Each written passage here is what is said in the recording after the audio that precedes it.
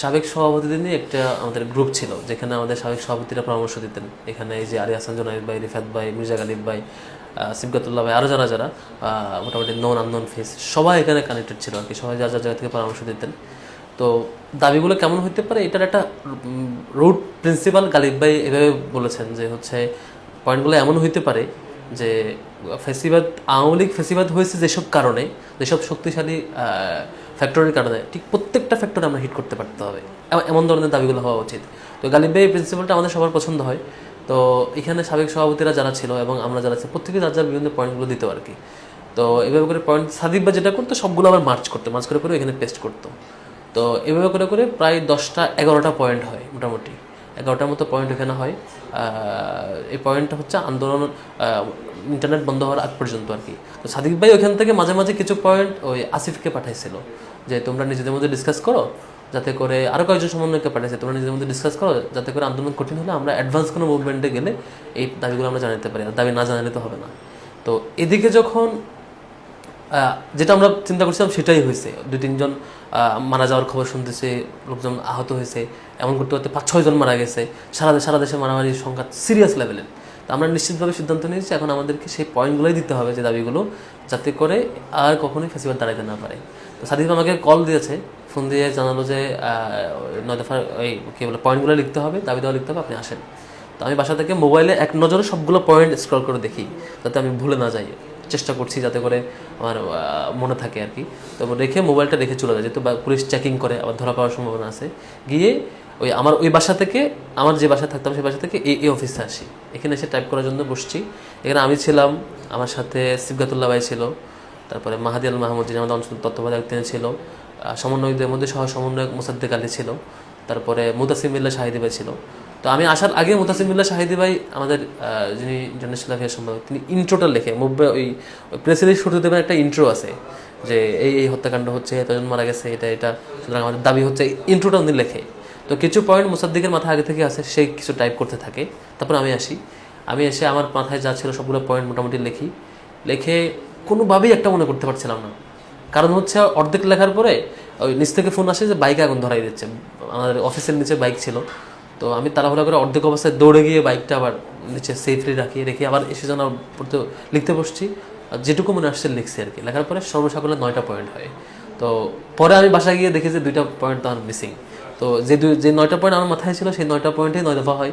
হ্যাঁ, টাইপ করা শেষ, তখন টাইপ করতে করতে এই ফাঁকে আবার আমাদের ওই টেলিভিশন মিডিয়ায় স্ক্রল আসছে 2-1 সমন্বয়কে কোড করে যে আন্দোলন শেষ, গভর্নমেন্ট দাবি মেনে নিচ্ছে, আন্দোলন আর চলবে না, শিক্ষার্থীরা যা যা এই টাইপের 2-1 সমন্বয়কে কোড করে নিয়ে আসছে। এই কঠিন অবস্থায় সাথে আব্দুল কাদেরকে অলরেডি কথা হচ্ছে।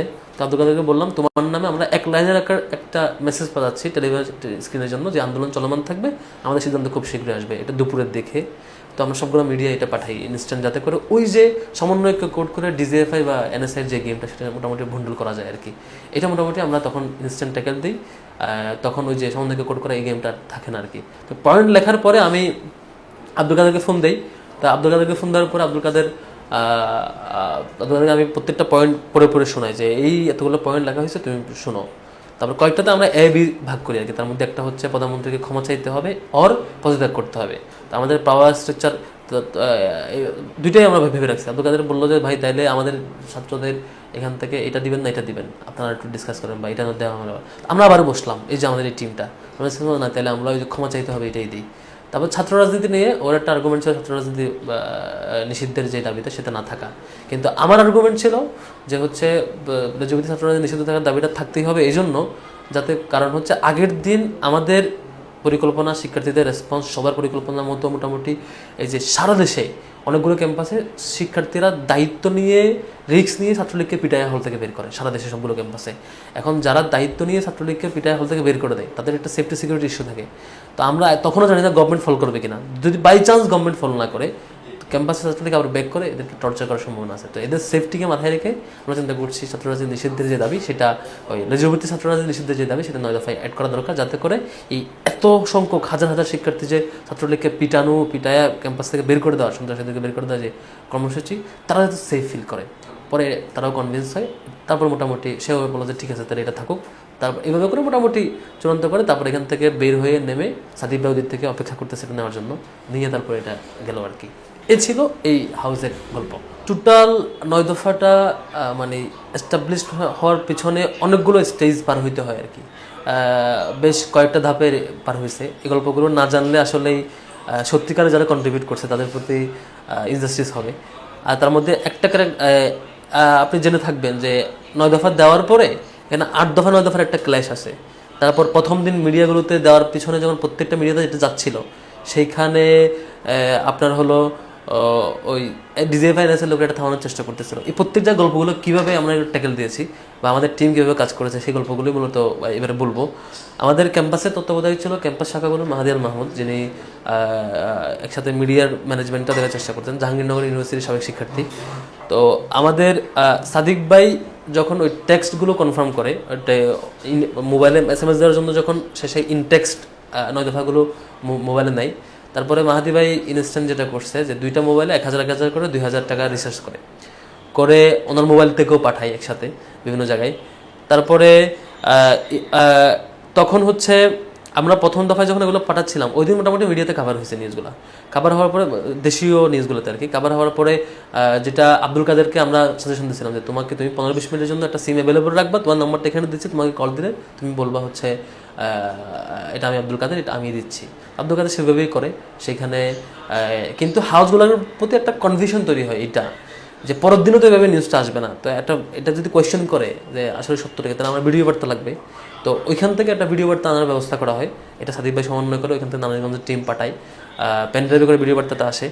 তো এদিকে আমরা যখন ওই দিন ওই বিশেষ করে ATN নিউজ, ATN বাংলা, তারপর হচ্ছে কালবেলা, চ্যানেল 24 সব দিক থেকেই আমাদের সাংবাদিকরা যারা আন্দোলনে হেল্প করছিলেন তারা পাঠাচ্ছিলেন যে বলছিলেন যে আব্দুল কাদেরকে তো জঙ্গি হিসাবে ট্রিট করা হচ্ছে এখানে, আব্দুল কাদেরকে যেহেতু জঙ্গি ট্রিট করছে তো আপনাদের বিকল্প লোক দরকার। পরে আমরা ওই দিন থেকেই আবার বিকল্প লোক রেডি করার চিন্তা করি, আব্দুল রহমান মাসুদকে অ্যাপ্রোচ করে তাকে রেডি করা যাতে করে আমরা বিকল্প লোক রাখতে পারি। এখন 9 দফাটা ইন্টারন্যাশনাল হাউসে কীভাবে গেল, 8 দফা 9 দফার গল্প যখন স্টার্ট হচ্ছে ওই দিনে দেখবেন যে গভর্নমেন্টের পক্ষ থেকে কিছু সমন্বয়কে জিম্মি করে মোটামুটি 8 দফার একটা দেওয়া হচ্ছে যাতে করে কঠিন কঠিন দাবিগুলোকে একটু সহজ করে শিথিল করে কোনো মনোযোগ ঘোরানো যায় কিনা। এখন যখন মিডিয়া হাউসের কাছে একসাথে 8 দফার দাবিও আসবে, সেটা আসবে একদম ভিজিবল 3-4 জন সমন্বয়কের হাত দিয়ে এবং গভর্নমেন্ট এটা চাপে রাখবে। আবার দূর থেকে একজন যখন ফোন দেবে যে আমাদের 9 দফা, নিশ্চয় মিডিয়া ওই দূর থেকে ফোনটা রিসিভ করতে কষ্ট হবে, তাকে পারবে না। তখন আমাদের মনে এবং হয়েছেও পরের দিন অনেকগুলো পত্রিকা একসাথে এক জায়গায় 8 দফাও ছাপাইছে আর জায়গায় 9 দফাও ছাপাইছে, এভাবে হচ্ছে। তো এই ট্যাকেল দেওয়ার জন্য আমাদের ওই দিনের একটা ঘটনা আছে। আমাদের প্রথম আলোর একজন সাংবাদিক, বাংলাদেশ একজন আমাদের মুভমেন্টে সহযোগিতা করছে এরকম সাংবাদিক, তিনি একটা অ্যাসাইনমেন্টের জন্য AFP-তে গেছিলেন। AFP-তে ওই তখন ওদের ইন্টারনেট কানেকশন ছিল, যে কারণে ওইখান থেকে তথ্য পাবেন বলে মনে করে ওইখানে ওনাকে পাঠানো হয়। ওইখানে যাওয়ার পরে ওই টাইমে ওইখানে গিয়ে দেখেন আমাদের যে ফটোগ্রাফার যে শহীদুল আলম এবং ওনার ওয়াইফ রেহনুমা দুজনে ওখানে ছিলেন। আবার এখন যিনি প্রেস সচিব তখন AFP-তে থাকতেন আমাদের শফিকুল আলম। তো এই শফিকুল আলম এদিকে ফটোগ্রাফার শহীদুল আলম, তারপর ওনার ওয়াইফ রেহনুমা, ওই টিমটা এখানে ছিলেন। তো ওনাদের কাছে এই প্রথম আলোর সাংবাদিক ওনাকে আমাদের মাহাদি আল মাহমুদ ভাই হচ্ছে উনি অ্যাপ্রোচ করে ইয়াটা পাঠায়, 9 দফার ইয়াকে ওনাকে নিশ্চিত করে পাঠায়। পাঠানোর পরে উনি মোটামুটি বেশ অবাক হয় যে খুশি, ওনারা চাচ্ছে মুভমেন্টে হেল্প করতে। তো ওনাদের যে টোটাল চ্যানেলটা ছিল সেই চ্যানেলটা নিয়ে ওনারা মোটামুটি এটা উঠে পড়ে যেভাবে হেল্প করা দরকার ওনার টিম হয়ে এটা যাতে ইন্টারন্যাশনাল মিডিয়াগুলোতে আসে সেই চেষ্টাটা করে।